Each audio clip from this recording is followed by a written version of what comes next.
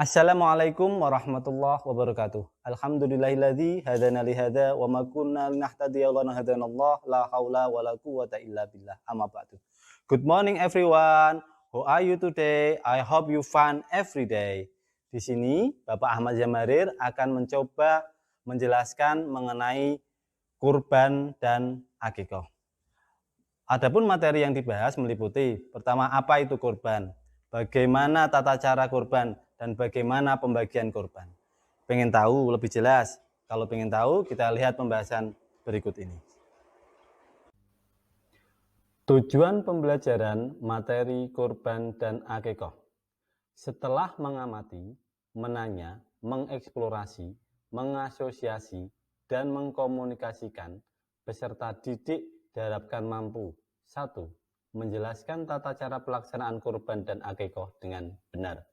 2. Mempraktekkan cara pelaksanaan kurban dan akikah dengan benar. 3. Menjelaskan hikmah kurban dan akikah dengan baik. Kurban menurut syariat ialah sesuatu yang disembelih dari binatang ternak yang berupa onta, sapi, dan kambing untuk mendekatkan diri kepada Allah yang disembelih pada hari raya Idul Adha dan hari Tasyrik. Sedangkan akikah menurut istilah syara artinya menyembelih hewan ternak pada hari ke-7 hari kelahiran anak, yang pada hari itu anak diberi nama dan rambutnya dipotong. Menurut bahasa, akikah berarti pemotongan. Syarat-syarat kurban dan akikah. Syarat kurban yang pertama, harus binatang ternak seperti unta, sapi, kambing, dan biri-biri. 2. Unta berumur 6 tahun, sapi berumur 3 tahun, kambing dan biri-biri berumur 2 tahun. 3. Binatang yang dijadikan kurban tidak boleh binatang yang cacat. Adapun syarat-syarat akikah, yang pertama, hewan dari jenis kipsi atau domba atau kambing yang sehat. Umur kambing minimal 1 tahun. 2. Untuk anak laki-laki 2 ekor kambing dan untuk anak perempuan 1 ekor kambing. 3. Tidak cacat atau berpenyakit.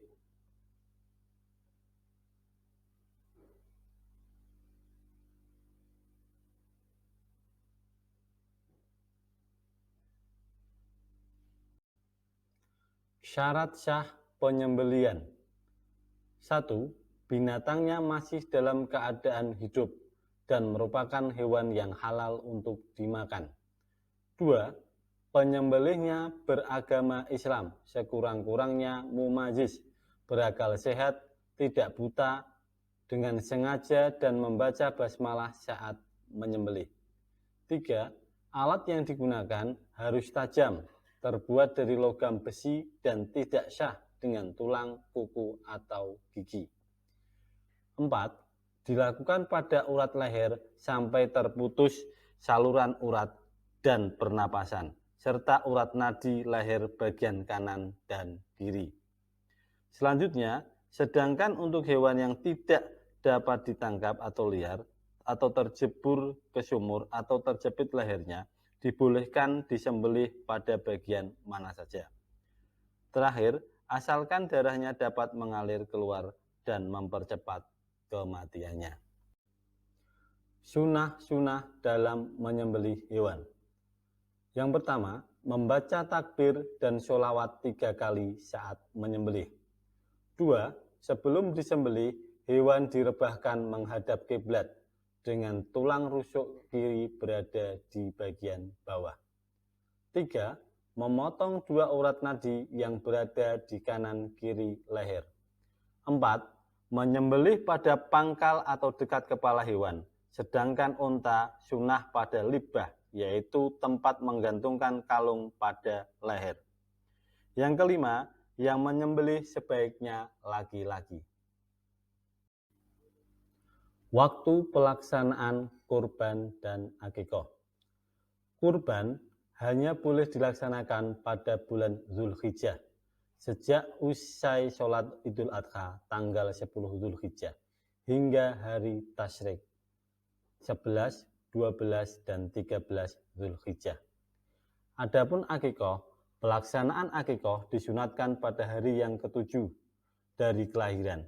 Bila tidak bisa melaksanakannya, maka bisa pada hari yang ke-14. Dan bila tidak bisa, maka bisa dilaksanakan pada hari yang ke-21. Namun setelah 3 minggu masih tidak mampu, maka kapan saja pelaksanaannya bisa dilakukan dikala sudah mampu. Orang yang berhak menerima kurban. Pertama, orang-orang fakir miskin untuk mencukupi kebutuhan mereka pada hari itu. Kedua, diberikan oleh kerabat untuk menyambung silaturahmi. Tiga, diberikan oleh tetangga sebagai bantuan. 4. Sepertiga dimakan sendiri dan oleh keluarga. Keempat, pendistribusian daging kurban sebaiknya merupakan daging yang mentah.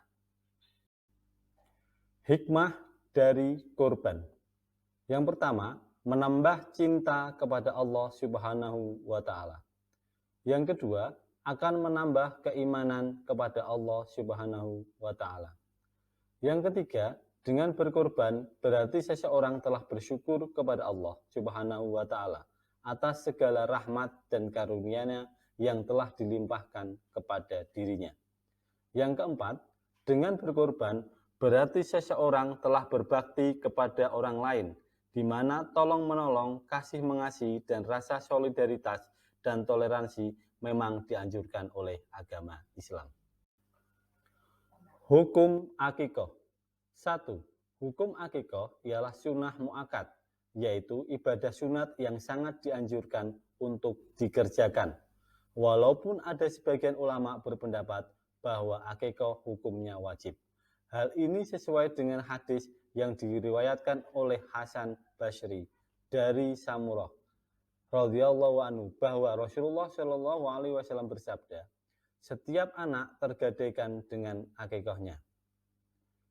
Berikutnya, jumlah hewan yang disembelih untuk anak laki-laki adalah 2 ekor kambing, sedangkan wanita adalah 1 ekor kambing.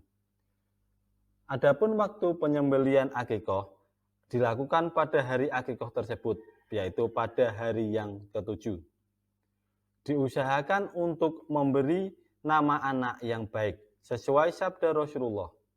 Kalian akan dipanggil pada hari kiamat dengan nama-nama kalian dan nama-nama bapak kalian, maka indahkanlah nama-nama kalian.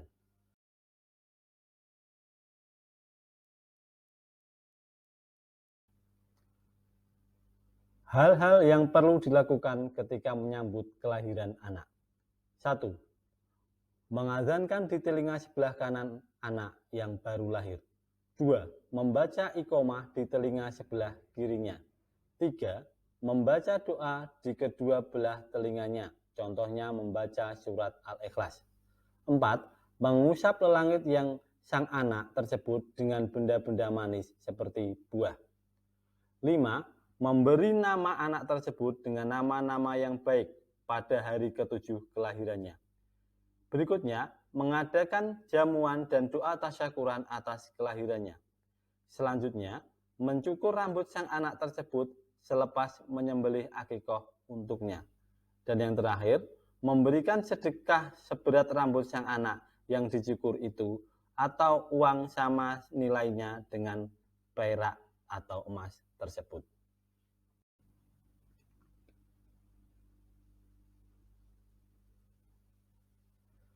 Hikmah akikoh. 1. Sebagai tanda rasa syukur kita kepada Allah Subhanahu wa Ta'ala karena telah mengaruniakan sang anak. 2. Mengabarkan kepada masyarakat umum tentang anugerah yang dikaruniakan oleh Allah. Ketiga, memuliakan kehidupan anak dengan perkara-perkara kebaikan. Keempat, mengeratkan hubungan silaturahim antara ahli-ahli masyarakat dengan keluarga yang dikaruniakan anak. Yang kelima, melahirkan rasa kegembiraan karena mendapat zuriat yang menempati sunnah Rasulullah. Terima kasih, demikian tadi pembahasan mengenai kurban dan akikoh. Semoga bisa kalian pahami dan kalian praktekkan di kehidupan kalian bermasyarakat. Akhirul kalam, wallahu muwaffiq ila aqwamit thoriq. Wassalamualaikum warahmatullahi wabarakatuh. Bye.